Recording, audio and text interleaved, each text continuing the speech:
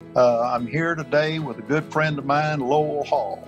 And Lowell, as you know, comes to us with a lot of history and a lot of background about Amelia Island. And Lowell, I want to thank you for doing this. Thank you for inviting me. Well, you're just more than welcome. We don't get together enough, so maybe after this we'll have more time to visit.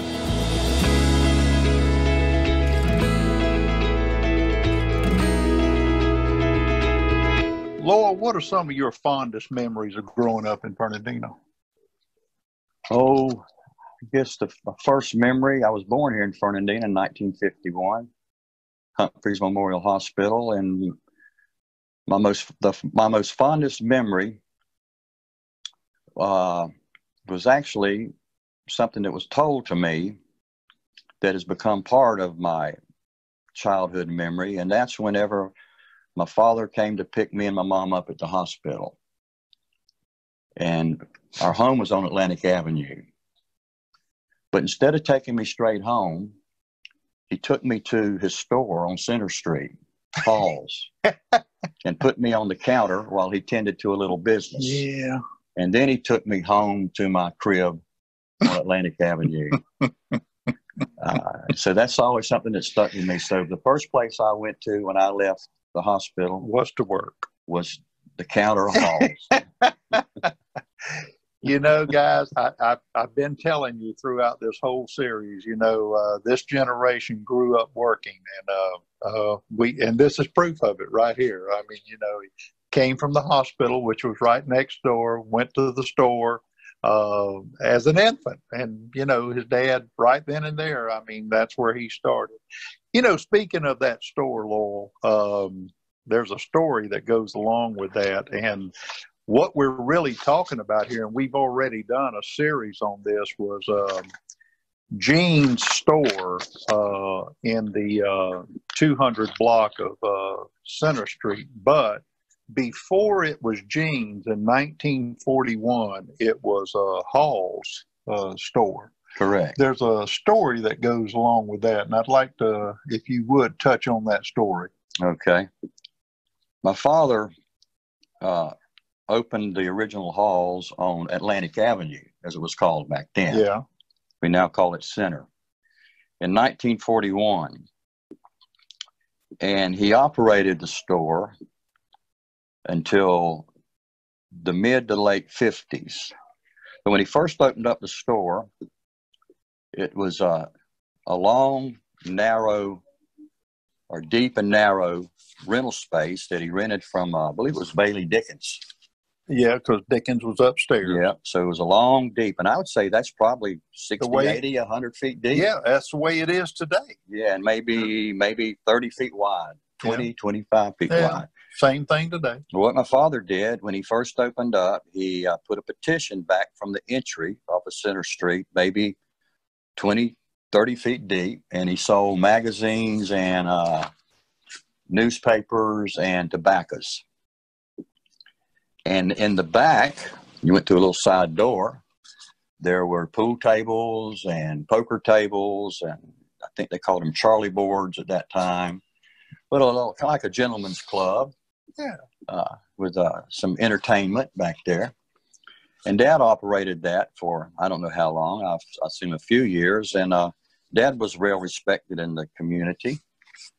And some of the women from the community approached him one day at his store and told him that they were aware of what was happening in the back, and they held no offense towards him, but they just could not tolerate that any longer in the city, and they were going to go talk to the judge and to the chief of police of Fernandina and let them know what was going on back there.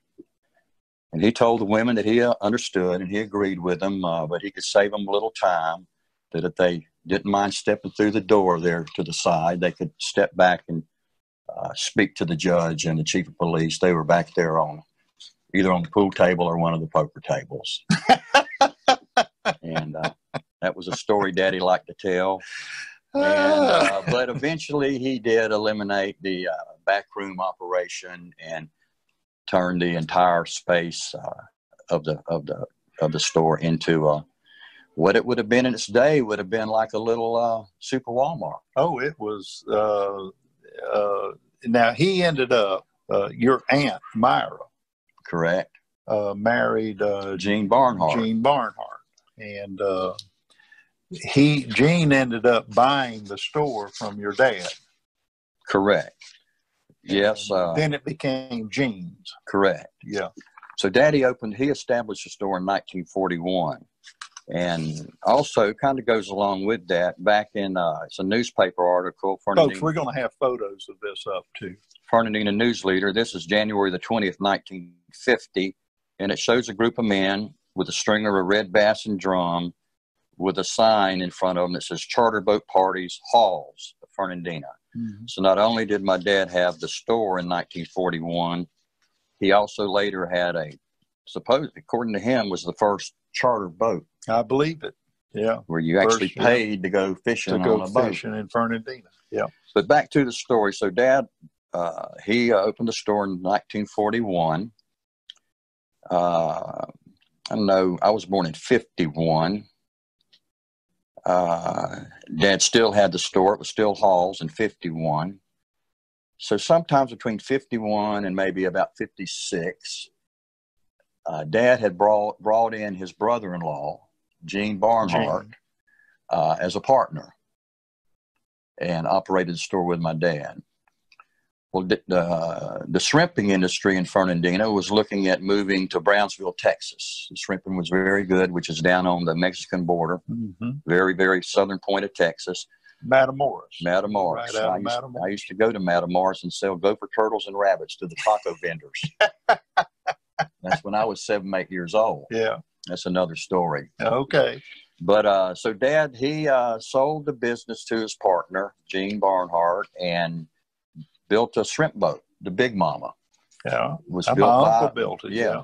Tiliacus boat. And so that's when Halls became Gene's. Daddy packed us up, me and my sister. I was maybe 4 years old. My sister must have been about 3. And we took off on Highway 90, headed to Brownsville, Texas. What a trip. Yeah. What a drive. They had some of the best seasons on record in Brownsville, in the area of the Gulf. My father got there, and the first year he was there, they had the worst season they ever had in shrimping industry over there. We stayed there 4 years. And then Daddy, as he liked to say, sold the Big Mama to the insurance company. Gotcha. We came back to Fernandina and lived with my father's mother and father, my grandparents, on Oak Grove Circle for maybe 6 months to a year. And Daddy bought a piece of property in Amelia City. Yes, he did. So here I want to add this to the photographs. This is a picture of me in 1951. Me and my mother on the beach down at Main Beach. And I was fresh out of the hospital. So that was my first time I got my toes. You started off at work and then went to the beach. There you go. That's been the story of most of our lives around here that grew up here. So anyway, so we get back from Texas. Daddy sold Halls on Center Street to his brother-in-law, Uncle Gene. And Daddy buys a piece of property out in Amelia City on the corner of A1A and Gerbing Road, as it was called at that time. Yeah, now, and folks, just so geographically, so you'll understand where this was, if you take South Fletcher, which is A1A, and you follow it all the way to Amelia Road, where the roundabout is, and if you take a left going toward the plantation, well, right there on that corner is nowadays is a big gas station. Marathon, where the Marathon station in front is. Of Harris Teeter's. Well, this is where Hall's General Store, Hall's General Store was. So this is the piece of property we're talking about. So correct. Go ahead. And it was called, before Daddy bought that would have been back in 59. That was Amelia City Service Station. Right. And that was the hub of activity on the south end of Amelia Island. the activity that was there. At that time, the activity was primarily a few people that lived in the area of the store, and then the descendants of the slaves. The Drummonds. The Stewarts. Franklintown. The Green, Franklintown. And Dad had cultivated over the years a large black trade. Right. And, of course, credit. Right. And anything you needed, he was there to help. But anyway, Daddy bought that property in 1959, and it became Hall's.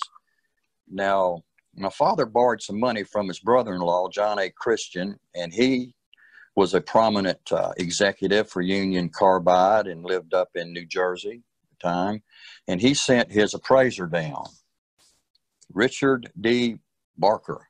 And this is the original appraisal from 1959 for that piece. 3.5 acres. And it is small, but it does have a breakdown. And the total value of that property and the building and the fixtures, which included a deep freeze, an open meat case, scales, stock of groceries, and a gas stove. $16,000 was the appraised value. Now, they were asking $20,000 for it. My uncle recommended my father not buy it because it wasn't worth $20,000. But my father had a different idea and said, no, we got a roof over our head. We lived in the store. Yeah. We lived in the store. He said, we got a roof over my head. We can make it. Yeah. So we bought it and we made it. So that was the beginning of Hall's on the south end of Amelia Island. And then there'll be some pictures here of it. Me behind the counter with Daddy. Yep. I was about 9 years old right there. Yes, you were. And there's me with my cat sitting on the Good Housekeeping wood bench in front of the store. They still have Good Housekeeping wood benches around? I don't know. They used to be real popular. You saw a lot of Good Housekeeping benches in front of people's You did. I don't know if they do or not. And I still have cats. I've always had kitty cats. How many do you have now? 7. Oh, my Lord. But I have a cat door. They go in and out. We have 2 dogs, and that's enough. I've got 7 cats, a doggy, and 2 parrots. And me. Yeah, well, Dale says we don't have a parrot, but she has me, and that's enough. I've never understood why she says that. Now, there's a picture of the Hall store, but in 75, and that's the first tree I could climb. It was right there by the store, and I could get on the roof. That tree's gone now? That's that tree's gone. Yeah. Now, if you were looking at the location of the store in reference to the roundabout would be right along in here. I got you. When you drive, that's actually probably the actual pavement that you drive on as you come around the roundabout on that southeast corner. You'd only be maybe 10 feet off of the corner of the store. Now, what year did you guys close this store? What year was the general store closed in Amelia City? Well, we leased it out for a while. Oh, okay. We purchased Hall's Beach. We purchased a store on the beach, which was Myers. Right, I remember and we're that. operating both stores. And that would have been in the late 70s. Yes. Somewhere. Yes. My wife, she's the person that keeps up with the dates. I have to add, if she was here, she could tell you exactly. Yeah. So anyway, both stores were operating back then. This one, we were operating both. Then we leased this one out.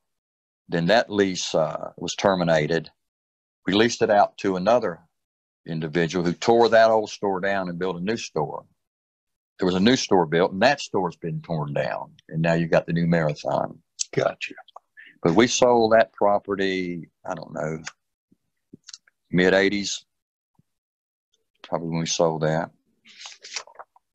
And then that's when we came to the beach store, not in 205. Again, that was in the mid-'80s when we came to the beach store. Right.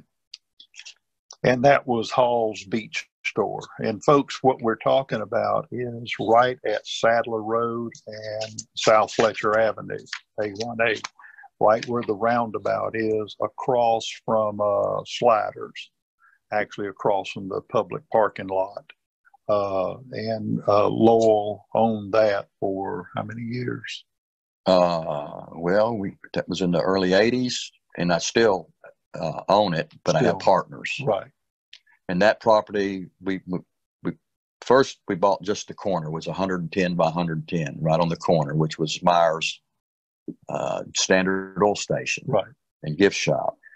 Then I bought the property next door, which is the Hammerhead, right, which adjoins the beach store, and then bought the property in the rear, which is an apartment, rental apartment, and parking lot. Approximately an acre of property on that corner. It's approximately 10 years ago. I brought partners in. And Lewis Williams, the original Island Barbecue owner, opened up in the back. Right. Lewis was, again, that's probably going to be in the mid-'80s. Lewis was operating Island Bar. Yeah. Which is now the Hope House. Yes, up on 9th Street. Yeah, and it was a booming place in its day. Oh, my gosh. Best barbecue in the world. Oh. But Lewis was getting older, and with integration, the clientele had dispersed. And so he was going to close down the Island Barbecue. And I was a closed down Island Bar. He had barbecue in there. And I was down there about that time with a friend of mine named Herb Shue. Mm-hmm. In mourning over the closing of the Island Bar. Lewis was there. And make a long story short, I told Lewis, you need to just come on out to the Hammerhead and do the barbecue there. And he kind of laughed and said, okay. And I said, I'm serious, Lewis. He said, well, I'll come out and take a look. So he came out to take a look, and in the back end of the Hammerhead was an addition, and it was not occupied at the time. So I got back there with one of those big heavy-duty magic markers, and I drew on the wall, this is where the pit will be, pit.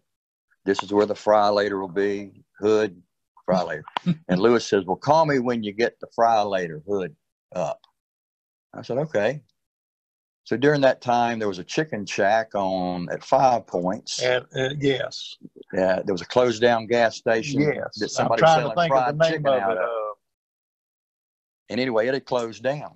So the guy that owned it, and I was looking around, and I saw that hood in there still hanging on the wall. So I talked to the fellow that owned it. He said, if you want it, you can have it. Go get it. So I took a friend of mine down there. It's Albert Stewart, one of the Stewarts from the Franklin, yeah, who was a lifelong brother. Mary Stewart. And worked with me. So Albert and I went down there to get that hood. I wasn't familiar with the hood systems and the fire extinguishing systems on it. So we go in there, and the stoves were gone, but the hood's attached to the block wall. So it had all these pipes hooked up to it for the fire system, extinguishing system. And it had the tank beside it. And it said, in case of emergency, pull this pin. Well, I knew what they did, but I figured it was old and dead and wasn't going to work. So I reached up. Pull it. I pulled it. And like that, me and Albert are standing there looking at each other, totally covered in white that comes out of it, the suppressant. And all you can see from Albert is his eyes. You can get that picture. You would have thought the little rascals were in there taking that Oh, hoodie. my gosh. Well, we took it down. I took it and hooked it to the wall at the Hammerhead, called Lewis. I said, Lewis, I got something I want you to see.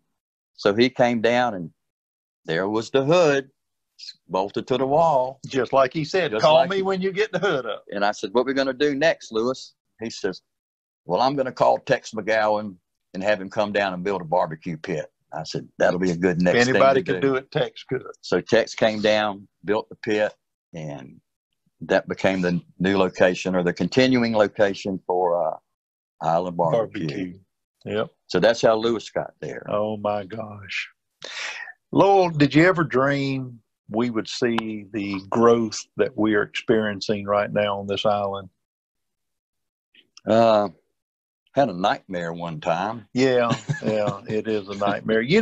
I remember, the Chamber of Commerce when it was just a little tiny chamber. Bino, was the chamber director. And I remember Don Brown and Johnny Tiliakis and the local, city commission. And I remember the local county commission, Harry Poole and all of them, spending money, trying their best to get to get Nassau County and the city of Fernandina recognized, just trying to get people to come here.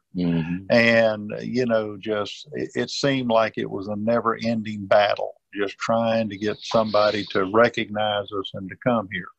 And then, of course, back in the early 70s, you know, here comes Sea Pines Corporation and the plantation. And it seems like, you know, that's when things began and that's when things started.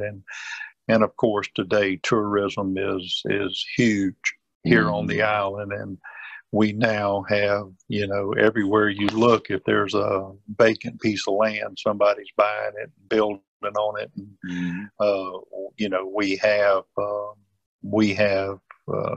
you know, the old saying, we have more than we can say grace over at times.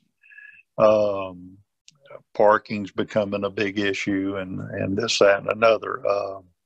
For those of you who don't know, Lowell is our eyes and ears and spokesperson for our beaches.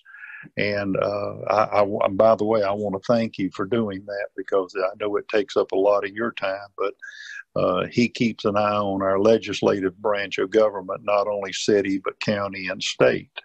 And of course, this is a political, you know, channel, but I do want to ask you, what is the House Bill 631? 631. Do you ever foresee that being reversed and changed?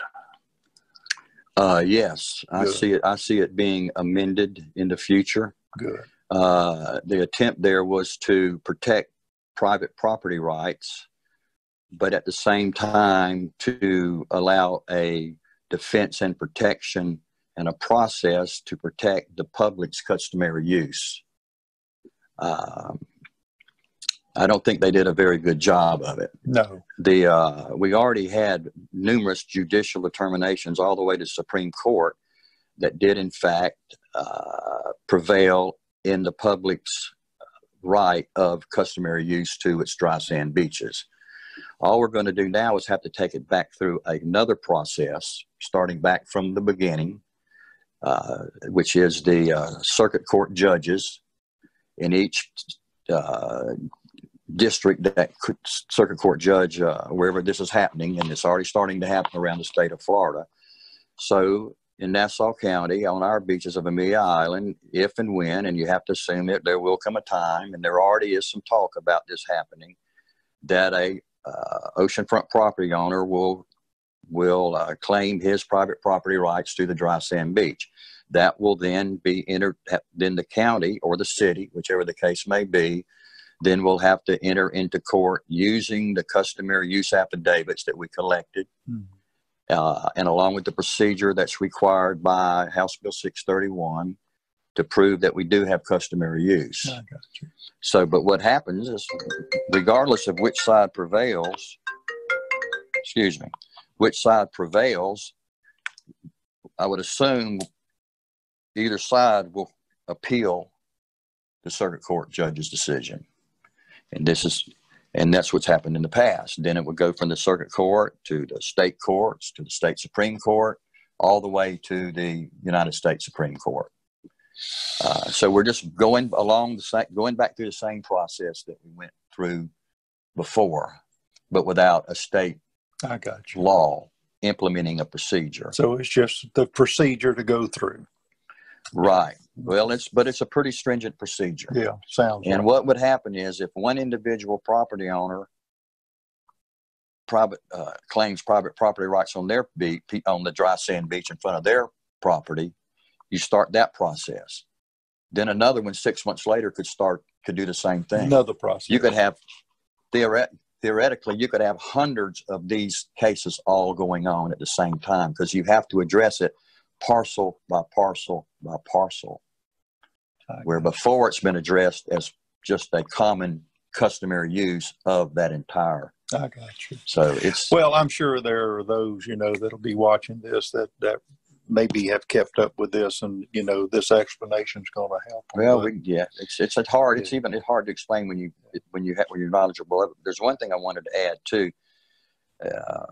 Whenever I moved to the south end of Amelia Island in the late 50s into the Amelia, into the old halls there, that was my playground. Oh, yeah. There was nothing down there. Nothing. Franklin Town Village set down there. And so it was a wonderland. Yeah, we used to squirrel hunt down there. The beaches were wide open. Roy Nixon and all of us would squirrel hunt down there. And, of course, even when I came up to Hall's Beach store at Sadler Road, but I can remember selling beach stickers, thousands of beach driving stickers, people coming in. But it's just something close to my heart, and vehicular access to the beach, not to drive up and down the beach like we have in the past, but to be able to drive your vehicle down on the beach. And I can remember at Hall's Beach store selling those stickers, and a pickup truck would pull up there, and it'd have mom and daddy in the front seat and baby between them, and in the back would be grandmama and granddaddy and 4 or 5 kids with all their coolers and all their stuff and everything they needed to live like a king for a day on the beach.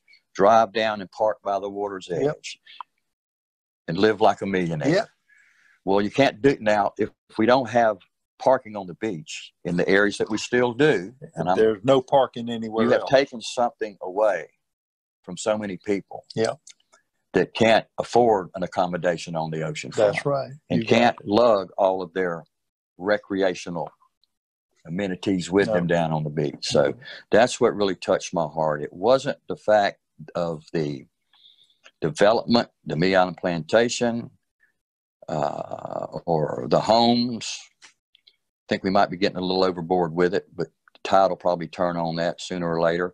But my position is, and what I intend to do for as long as I can breathe and get up and go do it, is protect the general public's right to enjoy the beach, to enjoy it in a fashion that they are historically and customary use. Well, Lowell, I know personally, I thank you for doing that, and I know that all of the natives like us, born and raised here, we thank you for doing that. And I know a lot of the newcomers, I mean, that who don't live right on the beach, they thank you for, your time and effort too. But I do want to thank you for sharing, about because the Hall legacy on this island was big. And Hall's Grocery, your dad, LL, with the charter fishing and the Hall's store downtown to out at Amelia to Hall's Beach store. I mean, it was quite a lot. I mean, going on here, and like you said, I mean, he was quite a figure in the community, and anywhere you go, I mean, you can, Hall's touched a lot of businesses and a lot of people within the community. Well, there's still an ace in the hole, Riley Hall, my grandson. Oh, Riley, yes. Riley Hall. Yeah. Jane Phillips and I. Yes. Garrett Hall. Yeah. He's passed on. His son. Yes. Riley Hall. And he's living on the Phillips property on Phillips Manor Road. Phillips Manor Road. And he's in the process of getting his degree, 4-year degree in construction management. Oh. So he plans to stay in this area. Riley's probably 22 now. So he plans to stay here on the island, on the Phillips property on Phillips Manor Road. A couple of years he'll be in the construction business. I told him I might need a job. He said, "Don't worry, I'll have one for you." And we'll see where the Halls go from there. Lowell, thank you so much for doing this. I do appreciate it. I really do. God bless you. Folks, I really hope you've enjoyed this. Your old timers, I hope here again. I hope it brings back some memories for you. Some of you newcomers to the island. I hope it's opened up your eyes a little bit as to what it was like growing up here on the island and a little bit of the history. We got some more interviews coming up for you in the weeks to come, and but until then, we'll see you on the road. God bless and be safe.